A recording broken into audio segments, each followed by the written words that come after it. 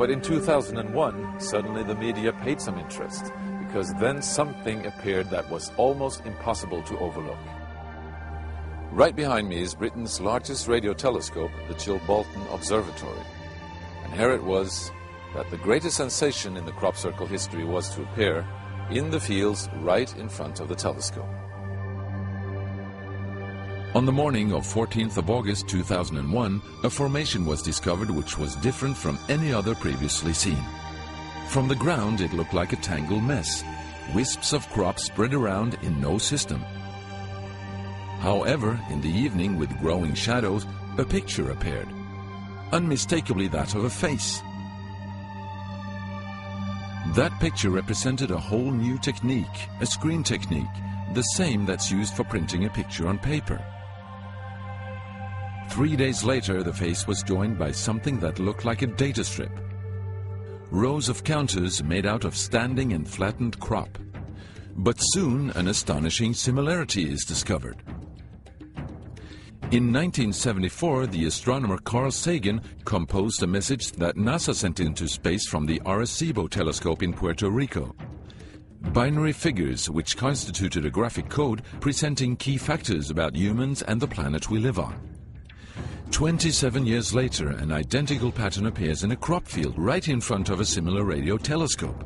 However, on closer inspection, it seemed to show that the code contained some fundamental differences. Sagan's message explained our calculation system, the dominant chemical substances within the elements that create life on Earth, about our DNA code, humans' height and quantity, and that we live on the third planet in our solar system, and lastly, a sketch of our radio telescope. The message received described the same calculation system, but that silicon is most dominant in life forms in contrast to carbon.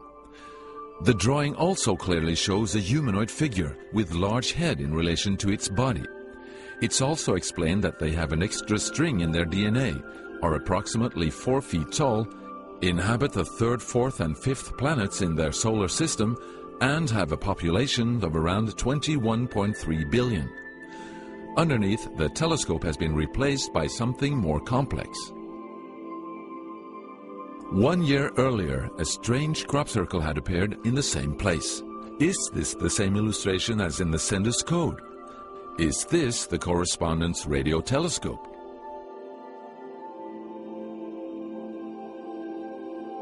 If this is not an extremely clever and well-calculated joke conducted by humans, is it a serious response from an alien civilization? The Chilbolton crop formations really gave new life to the speculations of who is behind this.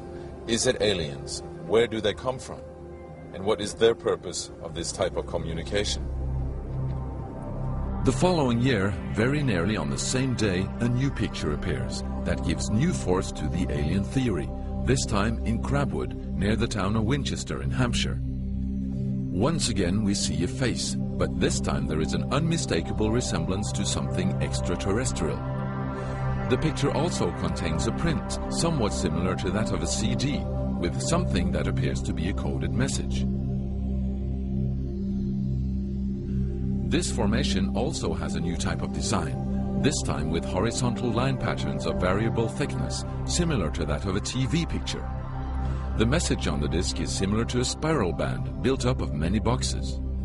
But data expert Paul Weige manages to decipher the message. And I had to enlarge the disc quite substantially on the computer and run some image analysis over it to make it clear so that I could see what was a standing tuft and what was flattened. And while I was doing this, I noticed that every so often there was almost a mistake in the diagram. It was like there was a tuft, where the little square tuft, it had done sort of half size. I thought that's a bit odd, and it seemed fairly regular. I was going round, and I sort of counted up, and it was sort of literally every sort of 8 bytes or whatever. And I thought, oh, 8 bytes, and yeah, from computer side, is obviously some sort of binary code. So then I did the straightforward thing. I just converted it into ASCII, which is the standard sort of computer language that you encode the alphabet in. And of course I then started to get words forming out, and I thought, oh, getting somewhere here. So I then did the whole thing for the whole lot, and got this message. The message is in English and reads as follows. Beware the bearers of false gifts and their broken promises. Much pain, but still time. There is good out there. We oppose deception. Conduit closing. Many have been surprised by this message. Are there aliens with such faces that we should be aware of? Or is this a picture of the sender? Does this indicate the start of actual close contact with neighbors in the universe?